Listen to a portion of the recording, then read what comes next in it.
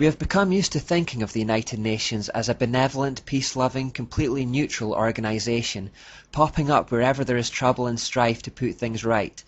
Whenever nations are squabbling, the UN steps in to mediate like a parent between naughty kids.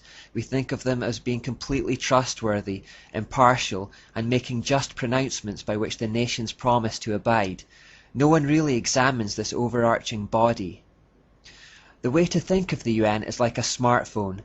When you get your smartphone, it doesn't do much by itself.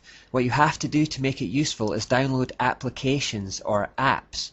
If you want to use it for directions, you download a navigation app. If you want to calculate tips, then you get a tip calculation app. If you want to tune your guitar with it, you get a guitar tuning app. And if you want to watch YouTube videos, then you get a YouTube app. Similarly, the United Nations has various apps called non-governmental organizations, or NGOs, which take care of every aspect of daily life around the globe. They have an app or NGO for everything, from health to the economy, education, climate, food production, etc., etc. In that respect, they have their hooks in every single area of life around the world. Their Food and Agriculture Organization has a World Food Plan. The World Health Organization has a World Health Plan. UNESCO has a World Literacy Plan. The International Labour Organization has a World Employment Plan, and the UN Industrial Development Organization has a World Industry Plan. UN demographers provide population forecasts for the next 100 years, and the World Meteorological Organization provides climate forecasts for the next several hundred years. They have an app for everything, a plan for every part of our lives. Now, if the UN was indeed just a neutral, benevolent, peace-loving organisation, we may not have much to be concerned about. But it isn't. It has a specific agenda that drives everything it does, and that agenda, as usual, is driven by spiritual beliefs. Everything they do, everything they promote, flows out of that spirituality. If we look at the UN, do we therefore see the giveaway symbols, ideas, and terminology that has characterized the mysteries throughout history?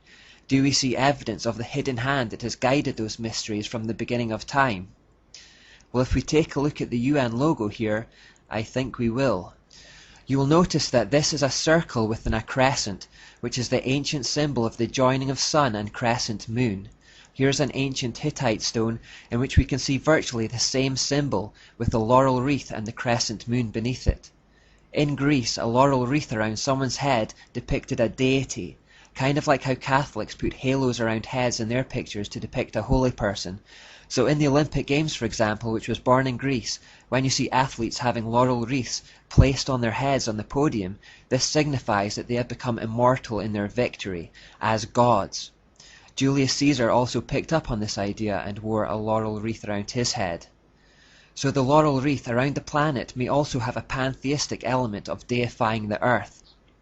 Now let's take a look at one of the apps or NGOs the UN set up for spirituality, the Temple of Understanding.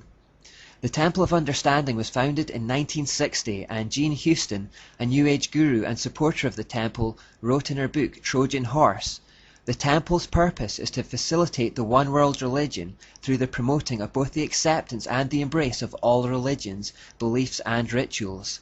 The Temple of Understanding's meditation room was to be known as the Hall of Illumination, where the Illuminati, masters of wisdom, or leaders of the Temple of Understanding, will train the public in the new humanistic cult to create a new type of mystic." Included in its membership have been the likes of Hugh Thant and Eleanor Roosevelt, and it has set up chapters all over the world. Its headquarters are in the largest cathedral in the world, the Cathedral of St. John the Divine in New York City. Don't be fooled by the Christian-sounding name, it's a terrible place. Its building was partly funded by the Grand Master of the Masons of New York and featured on the front page of the Masonic World magazine in 1925. Amongst other things, it is notorious for displaying a female Christ figure and was one of the first to promote the ordination of homosexual clergy in the 1970s. It is a stronghold for several other occult organizations and New Age philosophies. As the mother institution of the New Age movement in the United States, its goal is to eclipse what they call the Age of Pisces with the Age of Aquarius. That's the astrological way of talking about the move from the modern era into the postmodern era that we looked at earlier. This building also has links with the cult of the People's Temple that was started by Jim Jones and which ended in mass murder. Every year at Halloween, this Masonic temple cathedral hosts a ceremony called the Grand Procession of the Ghouls, in which demons, ghouls and monsters walk through the sanctuary to macabre organ music. Here we also see a pagan coven engaging in a ceremony dedicated to Lucifer called Lucia. The Temple of Understanding has full UN accreditation and has been a key NGO in the spiritual department of the United Nations. 12 individuals listed as directors or advisors of the Temple of Understanding are also members of the UN's Global Forum Councils.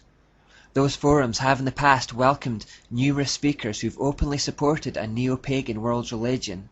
James Lovelock, for example, said that Gaia was the giver of life and had the capacity to heal herself, but that humans were cancers or parasites to this goddess Gaia, an illness too overwhelming for her to heal herself.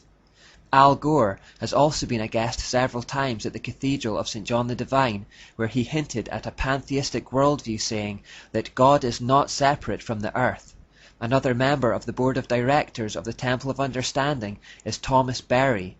He openly stated his belief that the world is being called to a new, post-denominational, even a post-Christian belief system that sees the earth as a living being, with mankind as her consciousness.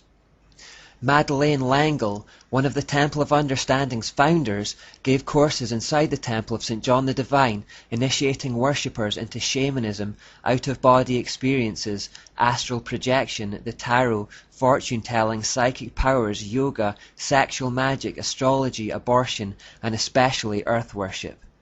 This is the spirituality at the core of the United Nations, and the one it promotes around the world. They want the New World Order to be built on this kind of paganism, the whole world under the mystery religion, and we'll look more at this in the next few parts.